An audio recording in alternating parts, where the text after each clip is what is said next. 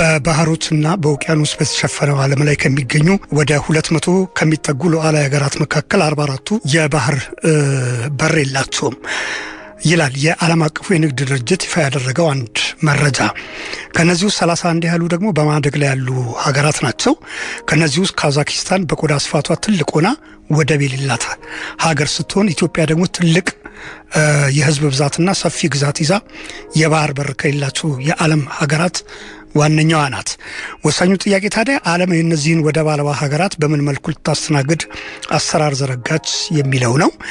ወደ 169 የዓለም ሀገሮች የፈረሙበትና እንደ አውሮፓውያን አቆጣጠር በ1982 የወጣው ዓለም አቀፍ የባህር ህግ የዓለም ሀገሮች የባህር ክልልና ወሰንን በምን መንገድ መጠቀም እንደሚገባቸው መሰረታዊ መርሆችን አስቀምጧል።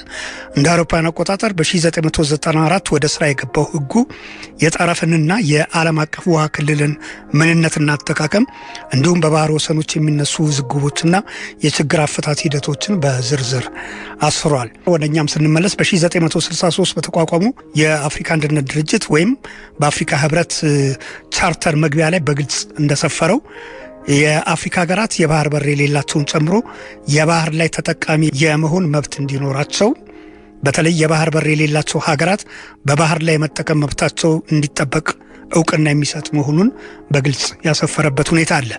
ወደኛ ሀገር መሰረታዊ ጉዳይ ስንገባም የባህር በር ለኢትዮጵያ ከድህነት የምትወጣበት፣ በቀጣናው የዲፕሎማሲ ከፍታዋን የምታረጋግጥበት፣ ንግዷን የምታሳልጥበት መሰረታዊ ጉዳይ ነው። ከዚያ አኳያም ከሀገራት ጋር በንግድ ትስስርን መፍጠር ይቻላል። ለእድገትና ልማትም ወሳኝ ጉዳይ ተደርጎም ይወሰዳል። የባህርን ጉዳይ ካነሳን ከውሃ ጋር በተሳሰረ ግንኙነት ሰፊ ተሞክሮና ልምድ ያላቸው ሁለት መርከበኞችን ጋብዘናል። ባህር ላይ ለዓመታት የቆዩ መርከበኞች ናቸው። ስለ የባህር በር አስፈላጊነትና ሚስጥር ምክክር ብናደርግበት ሀሳብ ቢሰጡበት ብለን ነው እዚህ የእሁድ ውይይታችን ላይ የጋበዝናቸው። እንግዲህ በዚህ ውይይታችን የባህር ኃይል አባላቱ ትዝታ፣ ገጠመኝ፣ የባህር ላይ ህይወታቸው፣ የኢትዮጵያ የባህር በር ወቅታዊ ጉዳይ አስፈላጊነትና ተመሳሳይ ጉዳዮች ላይ እንወያያለን። እንግዲህ በዚህ መሰረት እዚህ ስቱዲዮ የተገኙት እንግዶቻችን የሊዲንግ ሲማን ማዕረግ ያላቸው ማለትም መሪ መርከበኞች ናቸው። ሊዲንግ ሲማን ዘላለም ምን ያምርና ሊዲንግ ሲማን እስክንድር ገብረ ዮሐንስ እንኳን ደህና መጣችሁ እላለሁ። እንኳን ደህና ቆያችሁን። እሺ እንኳን ደህና ቆያችሁን። እስቲ ከሊዲንግ ሲማን እስክንድር ልጀምር።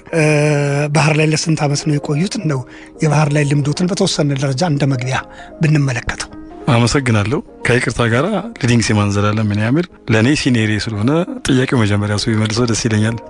ይቻላል። እሺ ቀጥል። እሺ እንግዲህ እኔ ከ1975 ዓ.ም ጀምሮ በኢትዮጵያ ባህር ኃይል ተቀጥሬ ወደ አስመራ በመሄድ ስልጠና ከወሰድኩ በኋላ ጦር መርከብ ኢትዮጵያ በምትባል መርከብ ላይ ተመድቤ ኢትዮጵያ የምትባል መርከብ ላይ ወደ 4 ዓመት ሰርቻለሁ። ይሄን ነው የሰራሁት ማለት ነው። እንዴት ነበር የተቀላቀሉት ባህር ኃይልን? እንደው መጀመሪያ መነሻ ላይ ነበረውን አንዳንድ አብነቶች ብናያቸው። ጥሩ እንግዲህ እኔ በ1975 ዓ.ም የ11ኛ ክፍል ተማሪ ነበርኩኝ እና የባህር ኃይል ቀጣሪ መኮንኖች ወደ መኖርበትና ወደ ተወለድኩበት ደብረ ማርቆስ ከተማ መጥተው ነበር። ከደብረ ማርቆስ ነው የተቀጠርኩት እና ወደ 260 ተማሪዎች ነበር የተፈተን ነው። መጨረሻ ላይ ግን መግቢያ ፈተናዎች ነበሩ።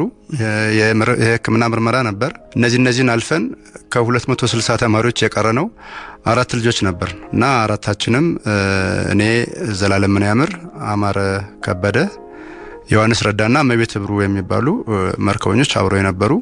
አማረ ከበደ በህይወት አልፏል። ሙዚቀኛ የነበር ልጅ ነው እና የተቀጠርነው በእንደዚህ አይነት ሁኔታ ነበር። ከዛም በኋላ ነው አዲስ አበባ መጥቼ የተቀላቀልኩት ማለት ነው። እሺ ወደ ሊዲንግ ሲማን እስክንድር ልግባና ወደ ባህር ኃይል እንዴት ነው የገቡት? ለስንት ዓመት ባህር ላይ የቆዩት? ጓደኛዬ እንደገለጸው በ1975 ዓ.ም ነው በሁለተኛው ግሩፕ ሲመለመል። የምኖረው አዲስ አበባ ነው። እኛ ሰፈር የወታደር ሰፈር ነው። የቅዱስ ቂርቆስ ሰፈር ልጅ ነኝ እና ወታደር ይበዛል። የተለያዩ ሰራዊት አባሎች አሉ።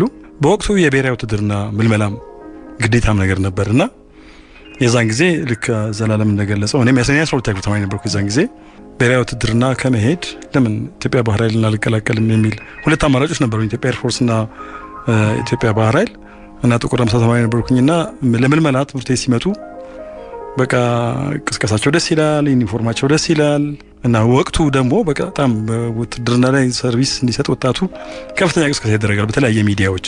ስለዚህ በቃ ባህር ኃይል ጆይን አላደርግም አልኩኝና በ1975 ሰኔ ወር ላይ ኢትዮጵያ ባህር ኃይልን ተቀላቀልኩኝ። ከዛ በኋላ ጉዞ ወደ ባህር ኃይል ማሰልጠኛ አስመራ ማሰልጠኛ ጣቢያ ነበር ዛሄድ ነው። እዛ በመሰረቱ የሚሰጠው የ8 ወር ኮርስ ነው። 3ቱ የፊዚካል ፊትነስና ሚሊተሪ ሰርቪስ ነው።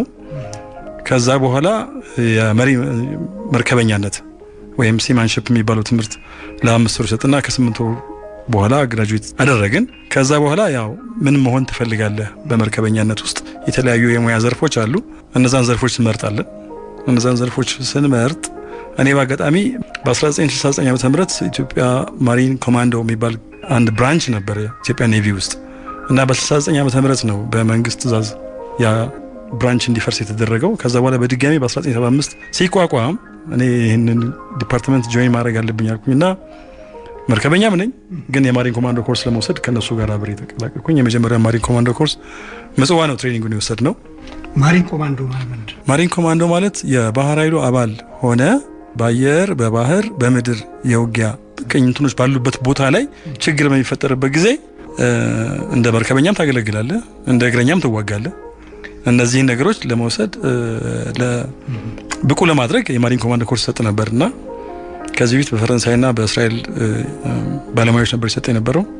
እኔ ግን እንደ እድል ሆኖ በኢትዮጵያውያን ባለሙያዎች ነው እድሉ ተሰጠኝና ያንን ሰርቪስ አድርጌያለሁኝ። በድምሩ ወደ 6 ዓመት ኢትዮጵያ ባህር ኃይል ላይ መርከብ ላይ አገልግያለሁኝ። እሺ ወደ አቶ ዘላለም ልመለስ።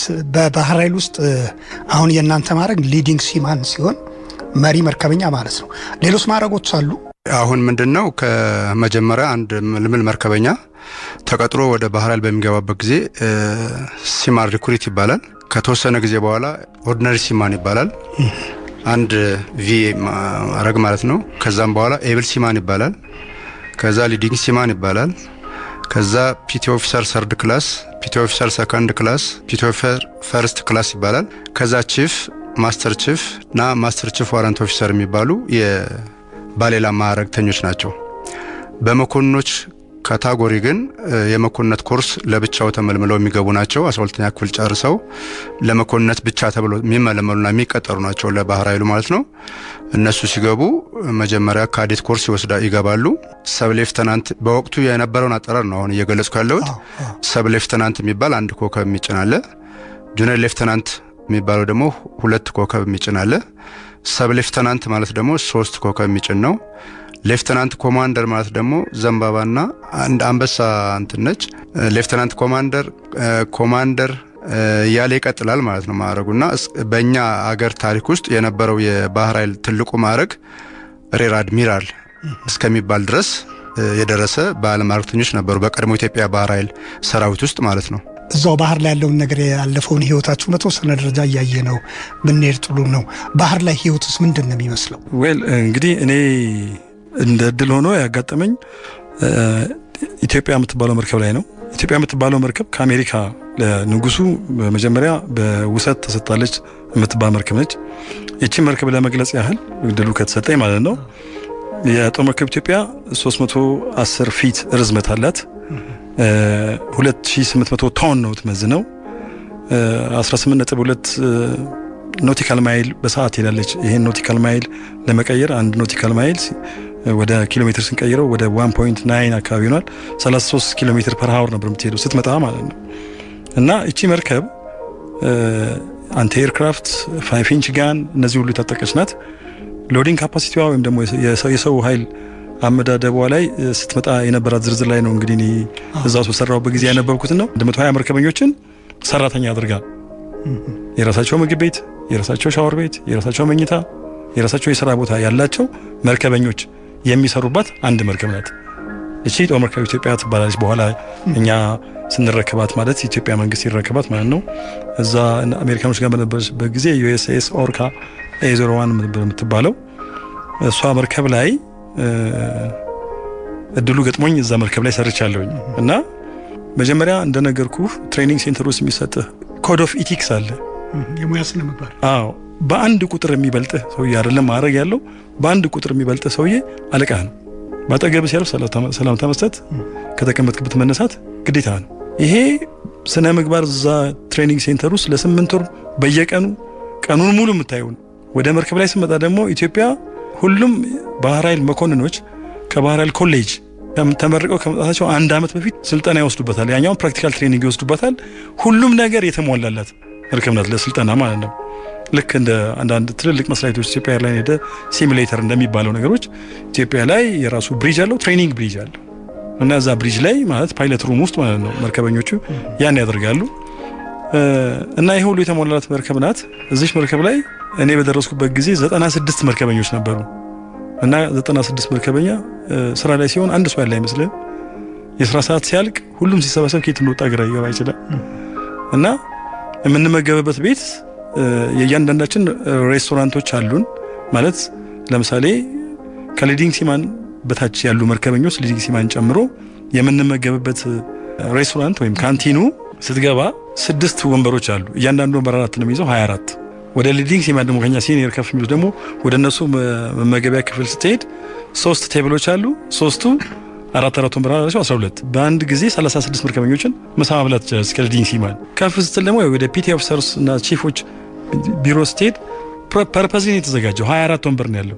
ኦፊሰሮች ጋር ስትሄድ 12። እነዚህን 3ቱንም ሬስቶራንቶች ሰርቪስ ለመስጠት አንድ የሙያዊ ባህሪ ይፈቅድ ነበር መርከቡ ላይ ከተመደብኩ በኋላ። እና እዚች መርከብ ላይ ይሄን ያላመት ሳገለግል በጣም ደስተኛ ነበርኩ። በፍቅር ነው መርከቧን የምንወዳት። አንድ መፈክር አለ፣ ማይ ሺፕ ኢዝ ማይ ላይፍ። በባህር ኃይል ውስጥ አድሚራል ብለዋል እንግዲህ ጀነራል ማዕረግ ነው። የባህር ኃይሉ ትልቁ ማዕረግ የሚባለው ጀነራል ክሊኒንግ ነው የሚባለው። ቅዳሜ ዲፕ ክሊኒንግ ይደረጋል። ጽዳት ነው። መሬቱን ኦፊሰሩ በሶፍት እንደዚህ ቼክ ሊያደርገው ይችላል። መርከብ ይሄን ያህል ንጹህ መሆን አለበት። እና እንደዚህ አድርገን ተከባብረን በፍቅር በጣም አስገራሚና አሳዛኝ መቼም የማረሳው አሳልፌያለሁ እኔ። እስቲ ወደ አቶ ዘላለም ልግባና አቶ ዘላለም ይጨምሩበታል። ቀይ ባህር መተላለፊያ መስመሮች ላይ ኢትዮጵያ ምን ያህል መርከቦች ነበሯት? ስምና ተግባራቸውን አሁን ኢትዮጵያን ገልጸውልኛል። ሊዲንግ ሲማን፣ እስክንድር፣ ሌሎቹስ? በተመሳሳይ በአጋጣሚ የሰራ ነው አንድ መርከብ ላይ ነው፣ ጦር መርከብ ኢትዮጵያ ላይ። ሌሎች መርከቦች ቱዎቱ ስኳድሮን የሚባሉ አሉ፣ ላንዲንግ ክራፍትስ የሚባሉ አሉ። ወደ መሬት የሚጓጓዙ ታንኮች፣ መድፎች ምናምን ቢኖሩ ቢች አድርገው ወደ ባህር ዳር ወጥተው እነዛን የሚያራግፉ ሰፕላይ የሚያደርጉ ማለት ነው፣ ለእግረኛ የሚያግዙ። ኤፍኤስኤስ የሚባሉ ደግሞ ፈጣን ቶርፒዶ ምናምን የሚተኩሱ ፈጣን መርከቦች፣ የራሻ መርከቦች ነበሩ። ፍርጌት 16 17 የሚባሉ ደግሞ ከፍተኛ የቢኤም ቶርፒዶ ምናምን ትልልቅ መሳሪያዎች የነበሯቸው መርከቦች ነበሩ። እና እነዚህ መርከቦች ያው በተለያየ ግሩፕ ተከፍለው የሚሰሩ ናቸው። ስንቅ ትጥቅ የሚያቀብሉ ማለት ነው፣ መሳሪያ የሚያቀብሉ ይኖራሉ። በመርከቦች ባህል ራሱ ምን አለ፣ ሲኒየር የሆነው መርከብ በሚያልፍበት ጊዜ ጁኒየር የሆነ ከሆነ ለምሳሌ ጦር መርከብ ኢትዮጵያ የሁሉም ሲኒየር ነች። ንጉሱ መርከብ ነው የነበረችው። ቅድም እንደነገረ ቤተ መንግስት አለባት። 40 ሚሊ ሜትር ኢንች የሚባል መሳሪያ አለ፣ 5 ኢንች የሚባል መሳሪያ አለባት። እና በሷ መርከቦች ሲያልፉ ለምሳሌ ባህር ላይ ቢሆኑ የሚመጣው መርከብ ባንዲራውን ዝቅ አድርጎ ፊሽካ ነፍቶ ሰላምታ ሰጥቷት ያልፋል። ይሄ ስርዓት ነው፣ ክብር ይሰጣታል ማለት ነው። ክብር ነው። በመርከቦች ደረጃ ራሱ የመከባበር እንትን ነበር። እና ለምሳሌ ጦር መርከብ ኢትዮጵያ ማንኛውም መርከብ ሲያልፍ ባንዲራውን አወርዶ ፊሽካ ነፍቶ ሰላምታ ሰጥቷት ያልፋል። በምትኩ ደግሞ የጦር መርከብ ኢትዮጵያ ያሉ ደግሞ መርከበኞች ሰላምታውን አጸፋው ይሰጣሉ። ባጸፋው መሰረት እነዛ ይሄዳሉ ማለት ነውና የነበረን የባህር ምጽዋና አስመራ በነበረን የባህር ወደቦች ላይ ብዙ የጦር መርከቦች ነበሩ። ያው እኛ የምንሰራው የጦር መርከብ ላይ ስለሆነ ማለት ነው። እና በዚህ በቀይ ባህር ላይ በነበረው የባህር አስተዳደር አንድ ሀገር የራሷ የሚኖራት የባህር ክልል አላት። ያ ክልል ምን ማለት ነው? ለምሳሌ የመሬቱ ያለበት ጫፍ ተነስቶ 30 ማይል ርቀት ድረስ የአንድ ሀገር የግዛት ክልል ተብሎ ይወሰናል። ሉዓላዊ ግዛት ተብሎ ይወሰናል። ለምሳሌ አሁን በቀይ ባህር ላይ ወደ 297 የሚሆኑ ደሴቶች አሉ። አጠቃላይ ስማቸው ዳህላክ በሚል የሚጠሩ ማለት ነው፣ በዛን ጊዜ በወቅቱ የነበረው ማለት ነው። ስለዚህ እነዚህ ደሴቶች ወደ ኢትዮጵያ እንዴት ሊገቡ ቻሉ? ያን ያህል ርቀት ካልን አንደኛው ከአንደኛው ዘኒረስት ሲሆን እያስጠጋት ይሄዳል። እና ናኩራ ይባላል ትልቁ ደሴት፣ ዳህላክ ላይ የነበረው ትልቁ ደሴት ናኩራ ነው የሚባለው። በሱ ስር ነው ተቅፎ የሚቀመጡት እነዛ ደሴቶች። ስለዚህ እነዚህ ደሴቶች አንዱ ከአንዱ ያቀራረብ ስትሄድ ያ ወደዚህ ወደ ኢትዮጵያ ግዛት ክልል የተቃለለበት ምክንያት ያ ነው። ከመጨረሻው ጫፍ 30 ማይል ርቀት ድረስ የኢትዮጵያ የባህር ግዛት ተብሎ ይታሰባል። ከዛ ውጭ ያለው ግን ምን ይባላል? ኢንተርናሽናል ወተር ላይን ይባላል። ማንኛውም ሀገር ለምሳሌ ኢንተርናሽናል ወተር ላይን ነው። የማንኛውም ሀገር መርከብ የንግድም ይሁን የጦርም መሄድ ይችላል፣ መተላለፍ ይችላል። እና እንደዚህ አይነት ስርዓት ነበር ማለት ነው በዚህ በባህር እንትኑ ላይ። እንደው ሊዲንግ ሲማን እስክንድር የሚጨምሩት ነገር ይኖራል ብዬ አስባለሁ። አያይዘው እስቲ የባህር በር ለኢትዮጵያ መርከበኞች ምን ትርጉም ነው ያለው? ሊዲንግ ሲማን ዘላለም ባለው ላይ መጨመር የምፈልገውን ነገር ያፈረስ ነው ወይም ደግሞ ያጣነው ባህር ኃይል ቁመናው እንዴት እንደሆነ የተወሰነ ነገር መናገር መጨመር ፈልጌ ነው። ዘላለም ላይ በባህር ኃይል ማዕረግ ውስጥ አድሚራል፣ ሬር አድሚራል፣ ፍሊት አድሚራል፣ ቫይስ አድሚራል የሚባሉ ማዕረጎች አሉ። ፍሊት አድሚራል በሚባለው ነገር ላይ አንድ ነገር ማለት ፈልጌ ነው። ኢትዮጵያ ባህር ኃይል በነበርንበት ጊዜ ታንኮችን፣ መድፎችን፣ ሰራዊቱን ትጥቅ፣ ምግብ ሊያቀብል የሚችል በራሱ ደረጃ ደግሞ እስከ 30 ሚሊ ሜትር አንቲ ኤርክራፍት መሳሪያ የታጠቀ ኤልሲቲ ላንዲንግ ክራፍት ትራንስፖርት የሚባሉ 4 መርከቦች፣ ከዛ ቀጥሎ ስኮርፒዮን የሚባሉ መርከቦች ደግሞ ቶ1 ቶ2 ቶ3 ቶ4 እነዚህ ደግሞ ፓትሮል ሺፖች ናቸው። ቁጥጥር የሚያደርጉ ባህሩን እስከ ተፈቀደላቸው ለምሳሌ ከዚህ ተነስታችሁ እስከ ናኩራ ከዳህላክ ወይም ደግሞ ሸሪፍ ወይም ደግሞ ጤዮ ድረስ እንድትቆጣጠሩ ተብሎ አሳይመንት ከተሰጣቸው ፓትሮል ሊያደርጉ የሚችሉ 4 ስኮርፒዮን መርከቦች። እነዚህ እንግዲህ ከዙ 23 እስከ ስቲንገር ሚሳይል የታጠቁ ማለት ነው። ከዛ ቀጥሎ ሃርበር ማለት መርከቦች ወደብ ይዘው የሚቆሙበት ቦታ ማለት ነው። ሃርበር የሚጠብቁ ደግሞ 4 ጂቢ የሚባሉ ጋን ቦትስ ወደቡ አካባቢ አደጋ ተፈጥሮ ከንት የሚል በ50 ካሊበር ደረጃ የታጠቁ። ከዛ ማይን ስዊፐር ደግሞ ይባላሉ። ማይን ስዊፐር ማለት ምንድነው? ጠላት ከውጭ ቢመጣ በዳይቪንግ ኮማንዶዎች ባህር ላይ ፈንጂ ሊያጠምድ ይችላል። የሚሳፈር ፈንጂ ጠልቀው ገብተው እዛ ጋር አጀስት አድርገው ትተውት ይሄዳሉ። ያንተ መርከብ በዛ በኩል በሚያልፍበት ጊዜ ማግኔቲክ ፊልድ ፈጥሮ ማለት ነው ቡም ማይኑ ከመርከቡ ጋር ይገጥምና መርከቡን ብለስ ሊያደርገው ይችላል። ስለዚህ ይሄን ሊያጸዳ የሚችል ማይን ስዊፐር አንድ። ከዛ ማሪኖችን እኔ በነበርኩበት ጊዜ ማለት ነው ማሪኖችን ደግሞ እዚህ አካባቢ የሆነ ነገር ታይቷልና ተዘጋጁ ተብሎ እኛን ከመርከብ ወደ መሬት ሊያጓጉዝ የሚችል ደግሞ ላንዲንግ ክራፍት ማሽን ኤልሲኤም የሚባሉ 4። አሁን ዛሬ እንደነገረ ፍሪጌትስ ደግሞ እነዚህ በጣም እጅግ ውስብስብ የሆነ መሳሪያ ሶፊስቲኬትድ የሆነ ነገር ታጠቁ 2 ባህር በታች ሰብማሪን ሊመጣ ቢችል እነዚህን ሊያጠቃ የሚችል መሳሪያ የታጠቁ ፍሪጌትስ 16 እና 1617። ከዛ ኤፍኤስኤስ ይባሉ አሉ ፋስት ሚሳይል ሺፕ ናቸው እነዚህ። ለምሳሌ ኢትዮጵያ ባህር ድንበር እኛ በነበርንበት ጊዜ ከራስ ካሳ እስከ ራስ ዱሜራ 1100 ማይል 1100 ማይል ማለት 1 ማይል ሲባዛ በ1.652 ምናምን ስታደርገው ወደ 1779 ኪሎ ሜትር 1700 በላይ ኪሎ ሜትር ነው ኢትዮጵያ ባህር ድንበር ከራስ ካሳ እስከ ራስ ዱሜራ። ይሄንን ኢትዮጵያ የምትባለው መርከብ ከምጽዋ ተነስታ 36 ሰዓት ሊፈጅበት ይችላል ጉዞዋን ለመጨረስ በፉል ስፒድ እየሄደች ብለን እናስብ። እነዚህ ፋስት ሚሳይል ቦቶች ሺፖች ግን 8 ሰዓት ሊፈጅባቸው ይችላል። ይሄን 1000 ምናምን ኪሎ ሜትሩ። ስለዚህ እነዚህ ፋስት ሚሳይል ሺፖች እንደነሱ አይነት 4 ሚሳይል የታጠቁ በግራና በቀኝ አንዱ ሚሳይል 2.6 ርዝመት አለው 2.6 ሜትር ርዝመት አለው ወደ 32 ኢንች ሬዲየስ አለው አንዱ ጥይት። ይሄንን 2 ከዛ ደግሞ ኤፍቲቢ የሚባሉ አሉ 4 ፋስት ቶርፒዶ ቦቶች። ይሄ ሚሳይሉ እንግዲህ በአየር ላይ የሚተኮሰው ነው። ቶርፒዶ ደግሞ በባህር ውስጥ የሚተኮሰው ሚሳይል። ይሄን የሚሸከመው ደግሞ 4። እነዚህ በሙሉ ተደምረው ወደ 25 የጦር መርከቦች። ከነዚህ በኋላ ነው እንግዲህ የሚቆሙ መርከቦች አሉ፣ ፓትሮል የሚያደርጉ ፈንጂ የሚያጸዱ መርከቦች አሉ፣ ስንቅ የሚያቀብሉ መርከቦች አሉ፣ ፍሪጌትስ አለ በጎንና በጎን የሚዋጋ፣ በኋላ ዲስትሮየር፣ ከዛ በኋላ ካሪየር የሚባለው ማለት ነው። እነዚህን በሙሉ የሚመራ ብቃት ያለው የኢትዮጵያ ባህር ኃይል ጀነራል ነበረ። የኢትዮጵያ ባህር ኃይል የመጨረሻ እቅዱ ምንድን ነበረ? በአፍሪካ የተለየ ባህር ኃይል ለማድረግ ካሪየርና ዲስትሮየር ለምን አይኖረንም የሚል ጥያቄ ነበር። በጣም እጅግ ኤክስፔንሲቭ ነገር ነው ማወራለህ በወቅቱ። ግን ያው የሚመጡልን መርከቦች ያሉንን መርከቦች ላይ ስፔር ፓርት ችግሮች ነበሩ። ከምትገዛቸው ሀገሮች ጫናዎች ስለነበሩ ባህር ኃይሉን ለማዳከም ብዙ ጥረት ይደረግ ነበር። በአፍሪካ ደረጃ ይሄንን መሳሪያ መታጠቅ አትችሉም የሚል ጫና እንግዲህ አለቆቻችን ጋር በጣም ቅርብ ነን። በጣም አንዳንድ ነገሮችን ያወሩልናል። አልተፈለገም። ስለዚህ ይሄንን የሚያክል 25 አክቲቭሊ ይሰራ የነበረ ዲስትሮየር በቃ ዲስትሮየር ቲም ብለው አንድ ፍሊት ባህር ኃይሉ ነበረው።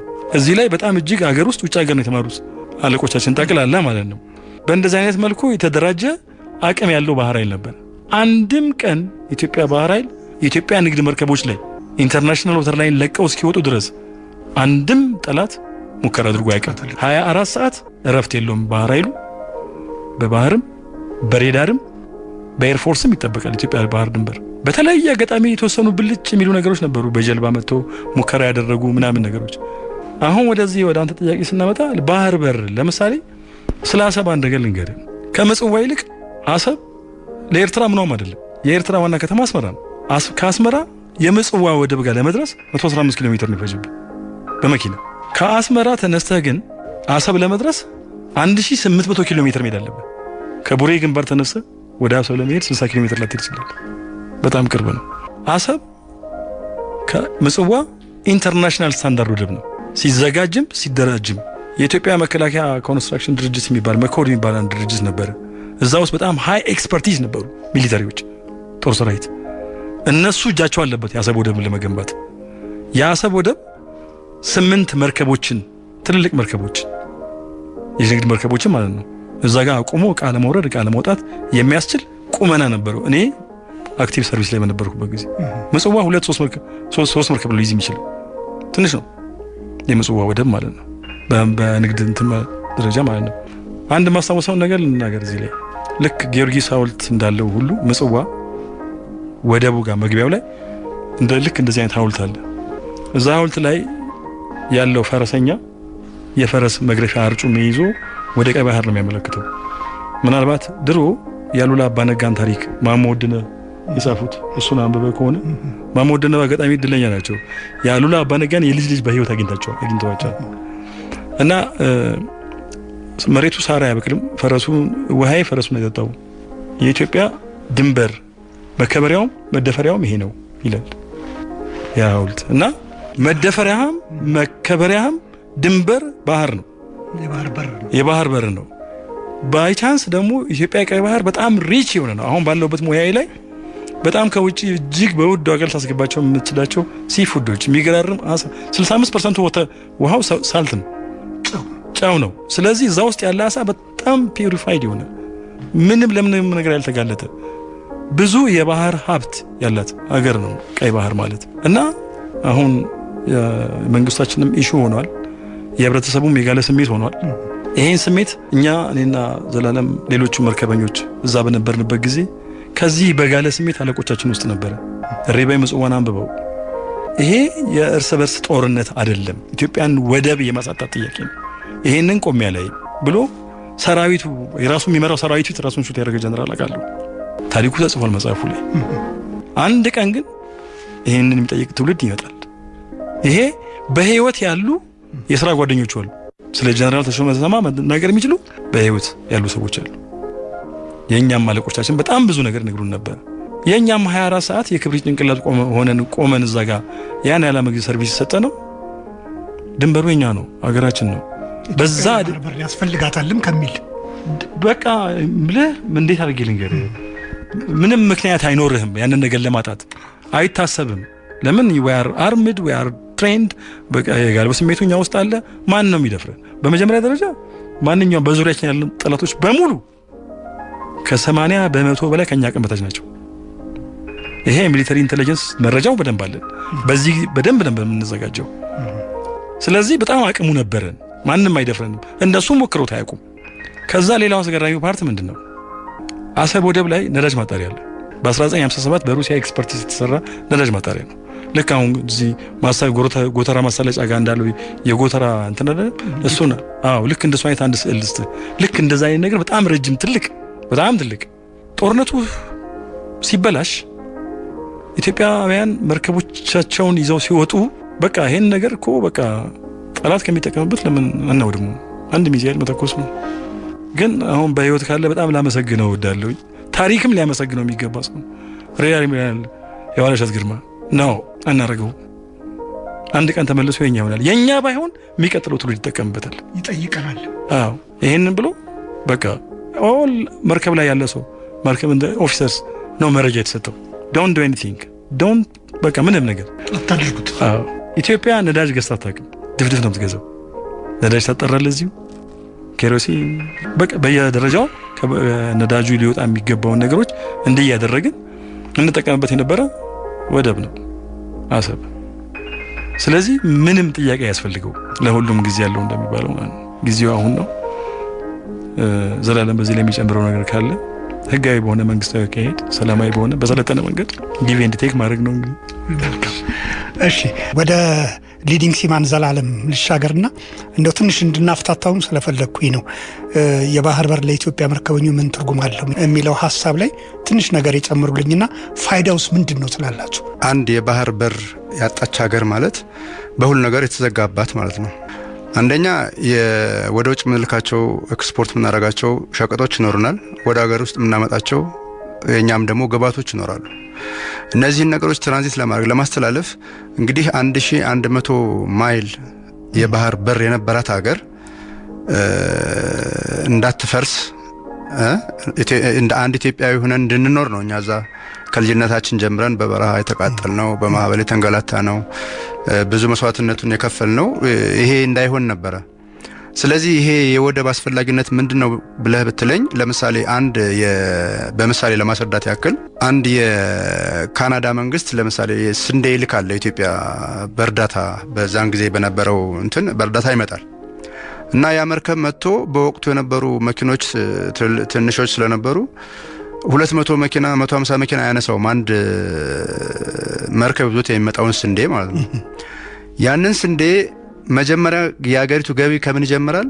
መርከቡ መጥቶ መልህቅ ጥሎ ውጭ ነው የሚቆመው። ከዛ ፓይለት ከዚህ ከወደብ ይሄዳል። ለምሳሌ አሰብ ወደብ እየመጣች ነው አንድ መርከብ ብለን ብንል አንድ ፓይለት ቦት አለ፣ ቦት የሚባል ጀልባ፣ በሱ ይሄድና መርከቡ ላይ ይወጣል።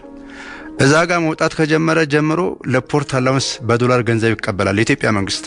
ባለሙያ ወጥቶ መርከቡን ይዞ እየገባ ነው፣ ኃላፊነት ወስዶ ይገባል፣ ታሽጎ ይቆማል። ከዛ ያ ስንዴ ወርዶ እስከሚሄድ ድረስ በሰዓት ነው ገንዘብ የሚከፈለው ለኢትዮጵያ መንግስት ማለት ነው። ለምን? ይሄ ማሪታይም ህግ ነው። ስለዚህ አንድ መርከብ መጥቶ ስንዴውን የሚሰጠን ለኛ ነው፣ ግን ምን እናገኛለን? ዶላር እናገኛለን፣ በፖርት አላውንስ ክፍያ ማለት ነው። እንደገና አሰብ ውስጥ ያሉ ሰራተኞች ለምሳሌ በሶስት እንደ ፋብሪካ በ3 ሰዓት ፈረቃ ነው የሚሰሩት። አንደኛው እስከ 8 ይሰራል፣ ከ8 እስከ 4 አንደኛው እንደዚህ እና ሌሊትና ቀን ነው የሚሰራው። 24 ሰዓት ነው የሚሰራው። 24 ሰዓት ሲሰሩ አንደኛ ለቤተሰቦቻቸው ለራሳቸው የሚሆን ገቢ ያገኛሉ። ወደቡ ደግሞ ማሪታይም ደግሞ ይረከብና እቃውን ያስቀምጣል። በእቃው ክራይ ያገኛል። ትራንዚት ተደርጎ እስከሚነሳ ድረስ ፖርት አላውንስ እየተከፈለ ነው። ይሄ ክፍያ ለማን ነው የሚገባው? ለሀገሪቱ ነው የሚገባው። የወደቡ ጥቅም ነው ይሄ። አንደኛ እቃ ይመጣል፣ ሴቭ ነው ይቀመጣል። ሁለተኛ ክራይ ትቀበላለህ። ዜጎች ሰርተው እዛ የሚያገኟቸው ጥቅሞች አሉ። ምክንያቱም ወደብ አልባ አገር መሆን ምን ያክል ጉዳት ሊያስከትል እንደሚችል በወቅቱ የነበሩ ሰዎች ያጡታል ብዬ አላስብም። በምን አይነት ተንኮል እና በምን አይነት ምክንያት ይህ ነገር እንደተሰራ ባላውቅም፣ ወደብ ግን ለአንድ ሀገር አስፈላጊ ነገር ነው። የሚያስፈልግበት ምክንያት ለምንድን ነው? ያለ ንግድ እንቅስቃሴ አንድ ሀገር ሊያድግ አይችልም። የወጭና የገቢ ንግድህ የሚሳለጠው በወደብ ነው። እንደገና ደግሞ በዓለም አቀፍ ስምምነቶች አለ እንደሚባለው፣ ለምሳሌ አንድ ሀገር ላንድ ሎክድ ስትሆን በ100 ማይል ሬዲየስ ውስጥ ወደብ ካለ በዙሪያዋ ማለት ነው፣ በዛ ወደብ የመጠቀም መብት አላት። ከቡሬ እስከ አሰብ 60 ማይል ነው፣ ከ100 ማይል ያነሰ ማለት ነው። ስለዚህ ይህ በወቅቱ በነበረው ስምምነት ምን መደረግ ነበረበት? ቢያንስ ገደብ ሳይጣልብን እቃ ማስገባት አትችሉም፣ ማስወጣት አትችሉም፣ ይሄንን ማድረግ አትችሉም ሳንባል የመጠቀም መብታችን ሊከበር ይገባ ነበር። ይህ በሌለበት ሁኔታ ነው ወደቡን ያጣነውና ወደቡን ያጣንበት ሚስጥር እኛም ከከፈልነው መስዋዕትነት ጋር የሚጣጣም አይደለም። ምክንያቱም እኛ ለኢትዮጵያ አንድነት ነው፣ የባህር በር እንዲኖራት ነው የታገልነው፣ ሰላም እንዲኖር ነው የታገልነው። በባህራዊ ውስጥ የተከፈለው ዋጋ ብዙ ዋጋ ተከፍሏል። ግን ውጤቱ ምንድነው? ዜሮ ነው የሆነው። ወደብ አልባ አገር አድርጎ ነው ያስቀረንና ይህ በወቅቱ የተሰራው ስራ አሁን ግን ባሉት ዲፕሎማሲያዊ ጥረቶች ዓለም አቀፍ ሕጎችን ተከትለን ወደብ የመጠቀም መብታችን ሊከበር የሚገባቸው ሁኔታዎች ተጠናክረው መቀጠል አለባቸው የሚል ሀሳብ አለኝ። መልካም። እስቲ ሊዲንግ ሲማን እስክንድር፣ የባህር በር ጉዳይ የህልውና ጉዳይና አጀንዳ ተደርጎ መወሰዱን ስትሰሙ እንደ አንድ የባህር ኃይል መርከበኛ ምንድን ነበረ ስሜታችሁ? እንግዲህ መጪው ዘመን የሚመጣው ትውልድ አገሪቱ ያለችበትን ተዘግቶ የመኖር ስሜት እኛ በተረዳንበት መጠን ልጆቻችን ይረዱታል ወይ ነው ሰከንድ ጄኔሬሽን። ስለዚህ ይሄ ነገር መመለሱ ሲባል ይሄንን ተቀብሎት ይኖራሉ ወይ ተዘግቶባቸው እንደዚህ ይኖራሉ ወይ የሚለውን ሐሳብ በመጀመሪያ 100% ያነሳልኛል ለኔ በግሌ ማለት ነው። ከዛ ምንድነው እግዚአብሔር ቢፈቅድ ተመልሼ ባገለግል ብዬ አስባለሁ። ነው ይሄን ያህል ነው ለኛ እኛና ባህሩና እኛ እንዴት አድርጌ ልንገርህ የመጨረሻ እኔ እንደውም አንዳንድ ጊዜ ምንድነው ይሄ ጂኦግራፊካል ስትራክቸሩ ዲዛይን ሲደረግ አንዳንድ ጊዜ እንትን ታስታውሳለህ? ሃኒሽ የምትባል ሴት የቀድሞው ፕሬዚዳንት ከኛ ጋር በመርከብ ሄደ ጊዜ ማለት ነው። ያቺ ደሴት በየአመቱ ምን ይደረጋል? የዓለም ካርታዎች ዲዛይን ይደረጉና ያወጣሉ። የዓለም ካርታ አንዳንድ ጊዜ የውሃው መጠን ይበዛና መሬቱ መጠን እያነሰ አንዳንድ የሚጠፉ መሬቶች አሉ። ይሄንን ግምት ውስጥ በከተተ መልኩ የዓለም ካርታ በድጋሚ ዲዛይን ይደረጋል በየጊዜው እና አንድ ጊዜ ቻርትሩም ነው ያየነው። ይሄንን ቻርትሩም ይባላል መርከብ ላይ እንደዚህ የምትሄድበትን ጉዞ መታይባቸውና እቺ ዴሊበሬትሊ ነው የተደረገችውና ቻርቱን የሰሩት የሩሲያ ኤክስፐርቲስ ናቸው። የዓለም ማፑን ሰሩት የባለውና ስናየው ሃኒሽ የምትባለው አንድ ደሴት 75% በብሮክን ላይን እንዲያርገው ወደ የመን አስገብተዋታል ሰብረው ማለት ነው። አዎ እና ልብ እንደምትሉት አንዳንድ ጊዜ ነዳጅ ማውጫ ማይኒንግ ተሰራ ምናምን ሲባል ባህር መሀል ሲሰሩ ታያለ። ባህር መሀል ላይ ያሉ ደሴቶች ላይ የሚገራርም ስራዎች ይሰራሉ። ስለዚህ የየመንና የፈረንሳይ ኤክስፐርቶች ሃኒሽ ደሴታ ስራ ጀምረዋል ተብሎ ወሬዋል። ያው በሚሊተሪ መረጃ አንዳንድ ጊዜ መረጃው የመጨረሻው ሰዓት እስኪደርስ ድረስ የማይነገር ሚስጥሮች አሉና ዛሬ ጉዞ ወደ አሰብ ነው የምናደርገው ተብሎ ተዘጋጅተናል። ሽርጉድ ምናምን ተብሏል። ከዛ የሚመጣው እንግዳ ማን እንደሆነ አልታወቀም። እንግዳ ይመጣል የተባለው መጨረሻ ላይ ነው። ሁልጊዜ መጨረሻ ላይ መርከበኛው በየወለሉ ላይ ዴኮች አሉ ኢትዮጵያ ላይ እንደዚህ በየወለሉ ላይ ቆሞ ነጭ ልብስ ለብሳ ምናምን የሚመጣውን እንግዳ ሰላምታ እየሰጠ ትቀበላል። ፓይፕ እየተነፋ ከዛ የሆነ መኪና ዱብ ጋርድ ምናምን ከዛ ከመኪና ይወርዳል። መንግስቱ ኃይለማርያም መርከብ ላይ ወጥ በዚህ አጋጣሚ ሰርፕራይዝ የሚያደርገኝ ነገር ቢኖር ብዙ ሰው በማዕበል ተጎድቷል። እኛ ኖርማል ነን። እኛም ውስጥ ሆኖ ማዕበል የሚከብዳቸው ልጆች አሉ። ንቅንቅ አላለ። ያንን ከ36 ሰዓት በላይ የፈጀው ጉዞ ሲደረግ ያችን ደሴት ማየት እንፈልጋለን ተብሎ ወደዛ አካባቢ ነው በጉዞ የተደረገው በኤር ፎርስ ሁሉ በአየር ላይ ምናምን በአስደንጋጭ ሁኔታ እና ይሄ መረጃ እነሱም ጋር ነበረ ማለት ነው። መንግስት ቢሮ መንግስት ኦፊስ ውስጥ ማለት ነው። እና አንዳንድ ጊዜ እንደዚህ እንድትጋጭ አድርገው ጂኦግራፊካል ስትራክቸሩን በሚሰሩበት አጋጣሚ ያለ እኛ መስማት እድሉ ስላልነበረ ሊሆን ይችላል ብዬ አስባለሁ። አሁን በዲፕሎማሲው መንገድ መሄድ በሚገባው መንገድ ሲካሄድ እና መጨረሻ ላይ ጠረጴዛ ላይ አስጥተውት ተሰብስበው መሪዎቻችን የነሱም የኛም አገላጋይንም አማካሪንም የሚሉትም ቢቀመጡ እኔ ኤርትራ ምን ምትል ይመስለኛል እንዴ እኔም እኮ መጀመሪያ እኔ ነው አልኩ ምትል ይመስለኛል።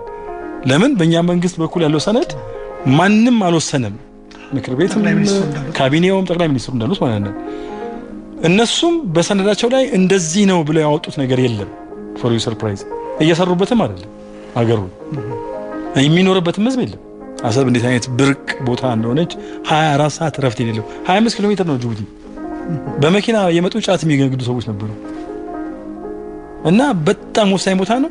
ለምን አልኖሩበትም ብዬ ሳስብ አንዳንድ ጊዜ በቃ የነሱ አይደለም በቃ አርጅቷል አገሩ ወድቋል። በተለያዩ ዳታዎች እንደዚህ አይነት ነገሮች መሰብሰብ ደስ ይለኛልና ስለዚህ ነው አሁን ወደቡ መመለሱ ወይም ደግሞ እንደዚህ አይነት ነገሮች አለ ቢባል ባህር ኃይሉ ተመልሶ የሚቋቋምበት ቁመና ምናልባት ከዚህ በላይ ሊሆን በጣም ኮስት ያደርጋል። መከላከያ ኔቪውን ለመገንባት ኮስት ያደርጋል። በእርግጥ ወደብ ያስፈልገናል። ወደባችንም ነው ኔቪው ምናልባት ከዚህ በላይ በሆነ የሀገር ፍቅር ስሜት ይሰለፋል ብዬ አስባለሁ። ድሉ ከሰጠኝ እኔም የራሴን አስተዋጽኦ አድርግ ይሆናል። አመሰግናለሁ።